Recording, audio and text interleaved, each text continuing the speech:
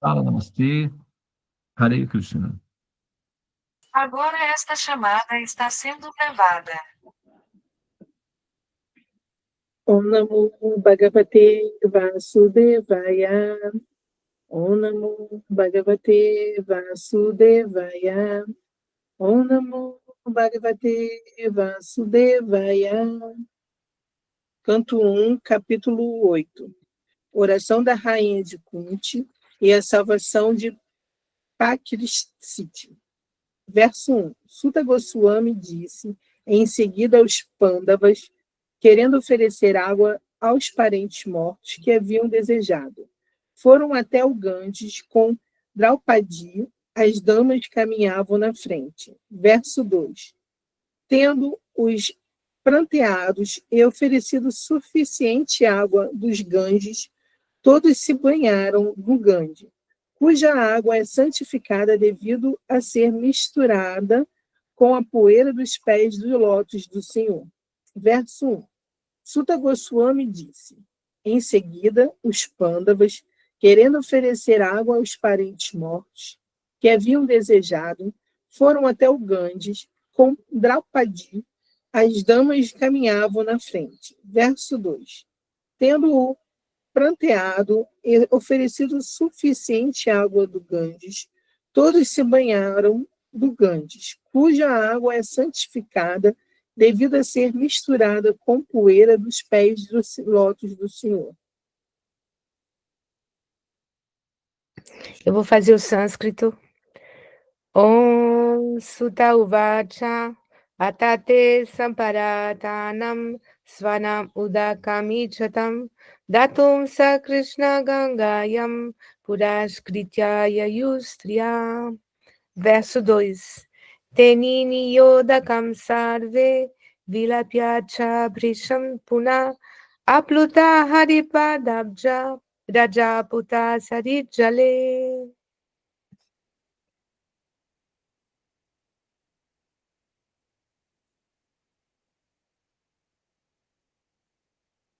Om Bhagyan Chimirandasya Gyananjana Shalakaya Chakshurumilitanina Tasmai Shri Gurave Namaha. Om.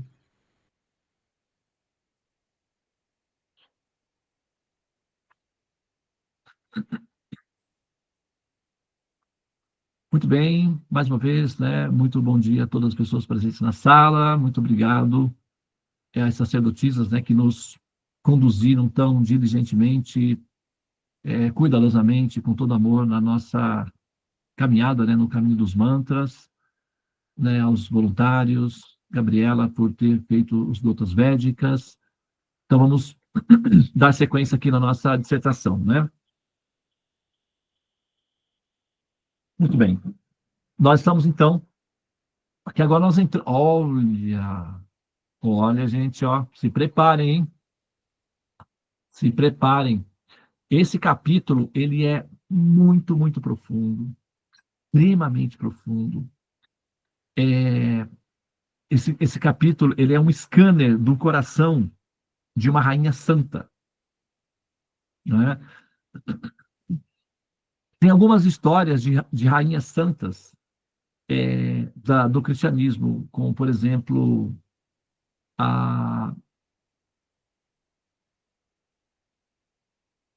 esqueci o nome dela.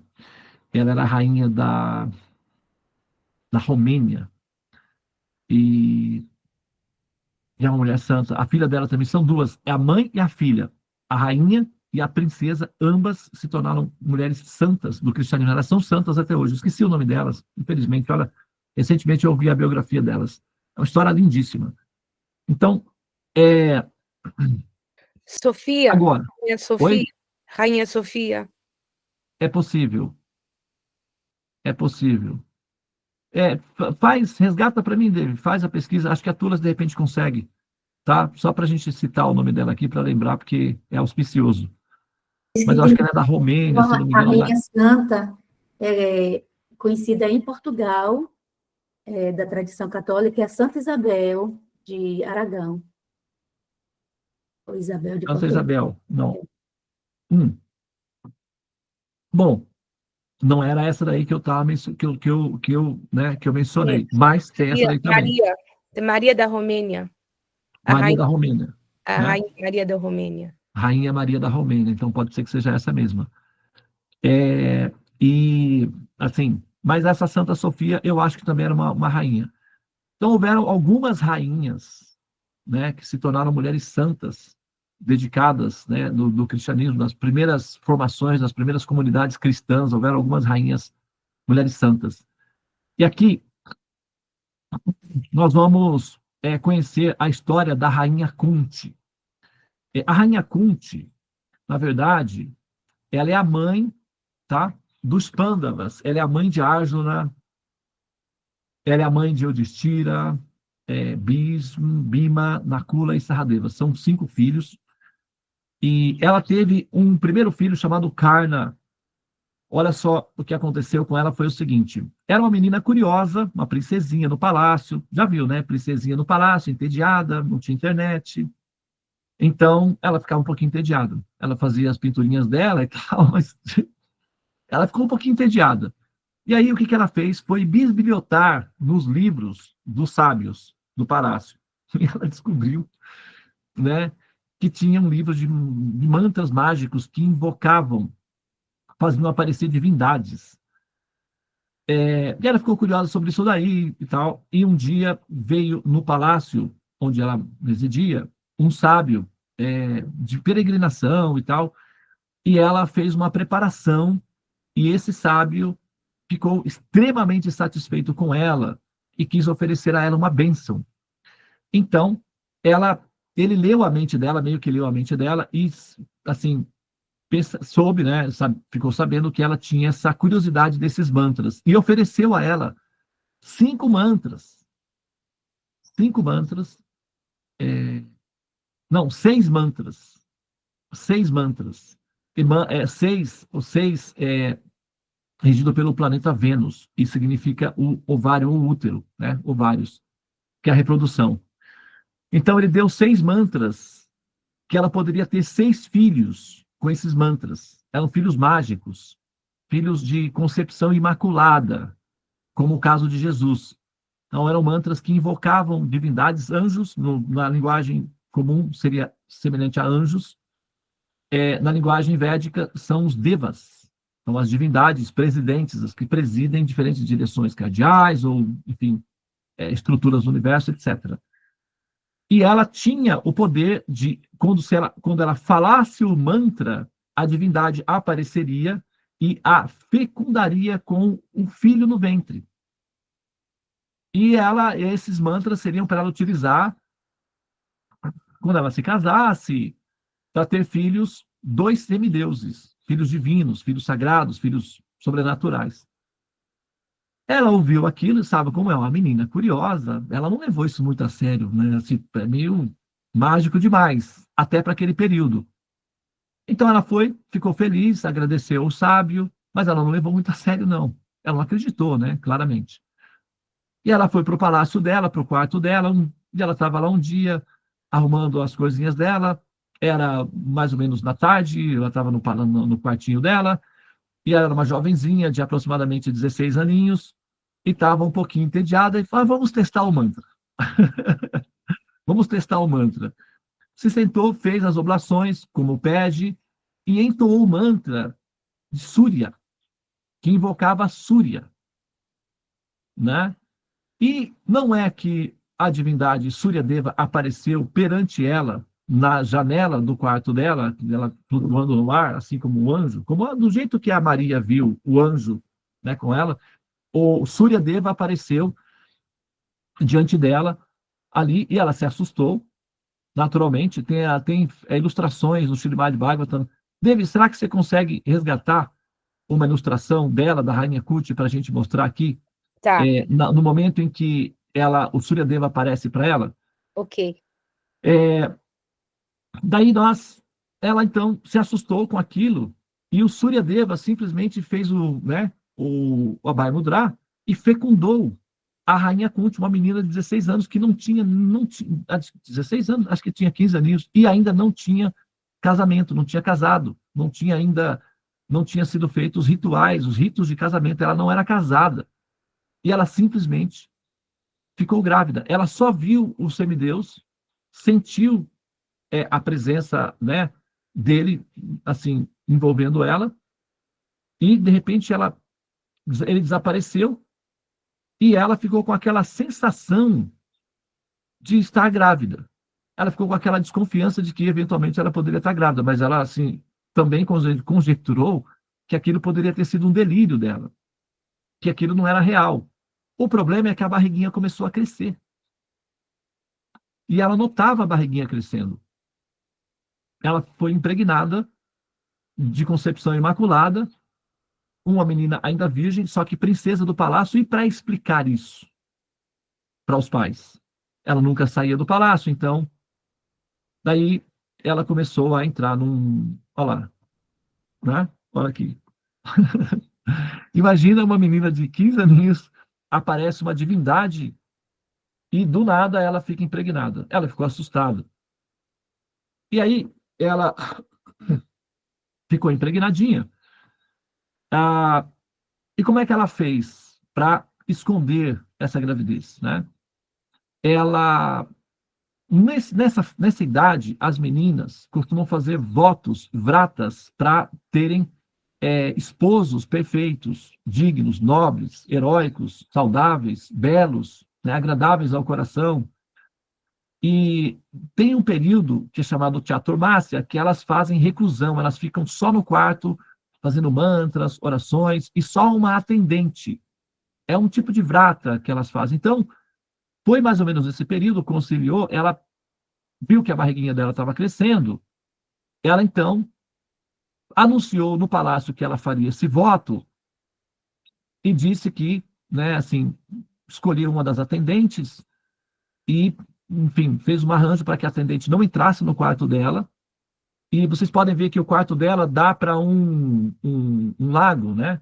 Dá para que é a foz de um rio, que é o rio Ganges. Então, ela ficou esse período de 4 meses que ela conseguiu manter a barriguinha escondida, e esse período dos 4 meses posteriores, ela então ficou no quarto trancada, né? Trancada, não, o período de 4 meses, o voto dela era diferente, era de 7 meses. 7 meses, porque a casa 7, que é a casa que se relaciona, que é relacionamentos, matrimônio, então ela fez de 7 meses. Então foi o período que ela precisava para ficar reclusa do palácio e ao mesmo tempo ter a gestação dela, e ela chorava, não sabia o que fazer, né? E eventualmente chegou no período, ela deu à luz a criança sozinha, e o que vai fazer com essa criança agora?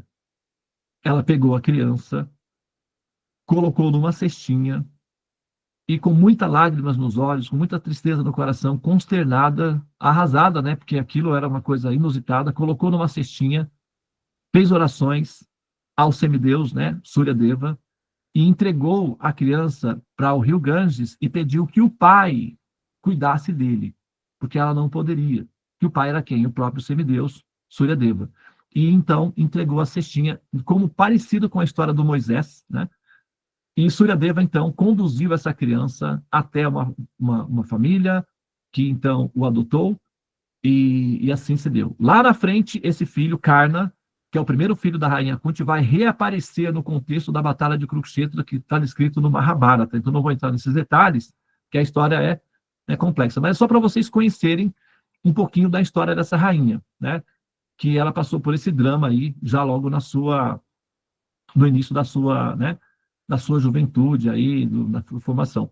E como era um filho de condições divinas, ela então, naturalmente, ela era virgem, né? Então ela permaneceu virgem, apesar de ter tido um filho de um semideus, Surya Deva, que foi assim produzido por concepção imaculada. Os devas têm esse poder de produzir filhos a partir de impregnar com os olhos ou mentalmente, né? O caso de Jesus é um desses casos aí, tá bom? Então, muito bem. Devi, volta lá no verso, por favor. Então, aí está a rainha Kunti e o semideus com o mantra que ela invocou, tá? Agora vamos voltar lá no verso. para eu finalizar aqui a fala. Muito bem. Vamos lá, então.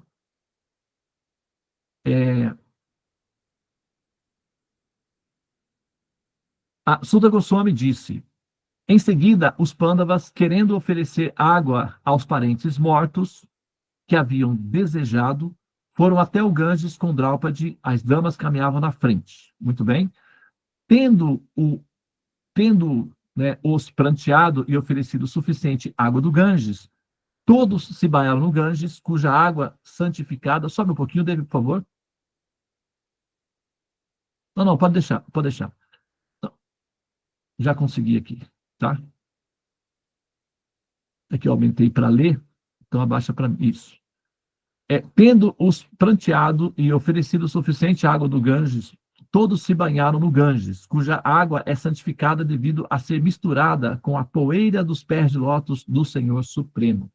Então, todo mundo conhece a história do rio Ganges, ele purifica, são águas sagradas, águas benditas, né, curativas. Inclusive, para finalizar aqui a minha fala, vou contar uma curiosidade, um detalhe curioso aí, eu não sei se vocês, acho que muitos de vocês aqui da sala conheceram ela, uma atriz famosa nos anos 80, o nome dela era Vera Fischer, ela fez o papel de uma personagem chamada Jocasta, que replicava o arquétipo do Édipo, né, da Jocasta, enfim, numa novela que teve aí muito famosa na Globo na época. O nome dela era Vera Fischer. E ela teve um problema, que é um problema de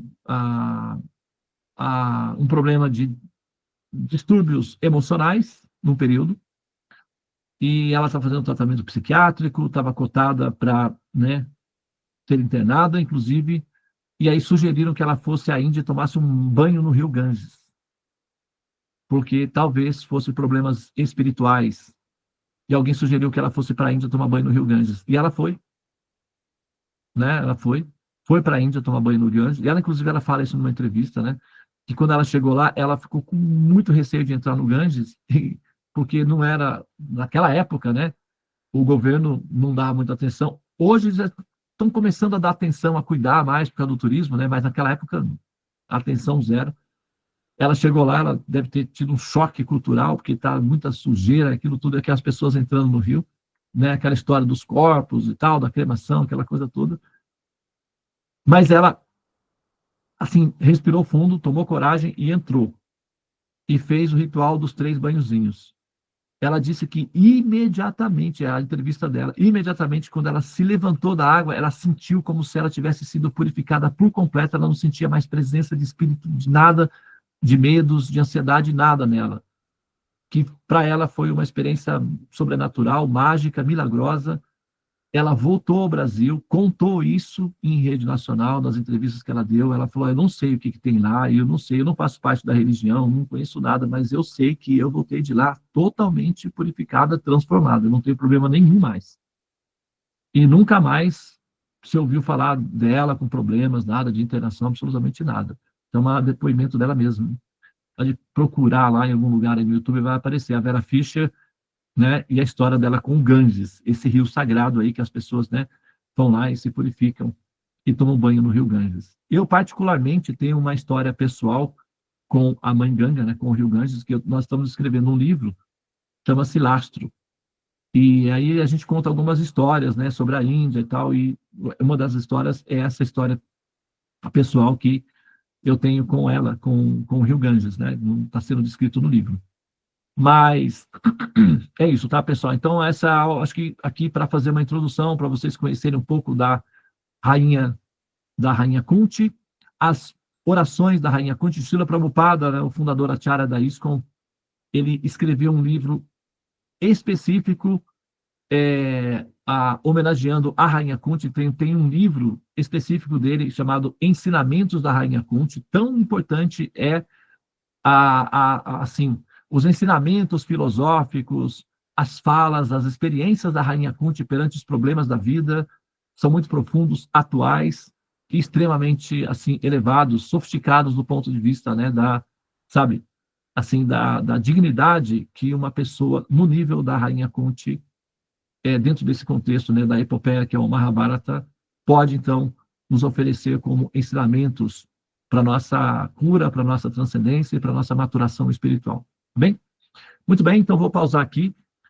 Muito obrigado pela atenção de vocês. Namastê, mais uma vez, parabéns a todas vocês, tá? Pela resiliência, pela determinação de se manterem integrais, né, no sadhana e ficarem conscientes, curarem, né, a lua. A segunda-feira é a lua. Hoje nós estamos com uma lua plena. Ontem nós tivemos, né, um eclipse suave, mas tivemos um eclipse. E nós estamos, aqueles que, né, fazem o sadhana de maneira apropriada nas segundas-feiras, fortalecem a mente, portanto, fortalecem as emoções, fortalecem a satisfação e protegem as famílias, né? Filhos, porque a lua representa filhos, família, lar, felicidade, nutrição, paz, amor, enfim, tudo de bom, tá bem? Então, mais uma vez, parabéns, namastê, Hare Krishna, Krishna Krishna, Hare Hare, Hare Rama, Rama Rama, Hare Hare. Ó energia suprema, amor divina, ó Mahamantra, auspicioso, libertador do ser, desperta-me, eleva-me, envolve-me, protege-me. Hariom, Shanti, Namastê, Om Tat Sat, Hare Krishna.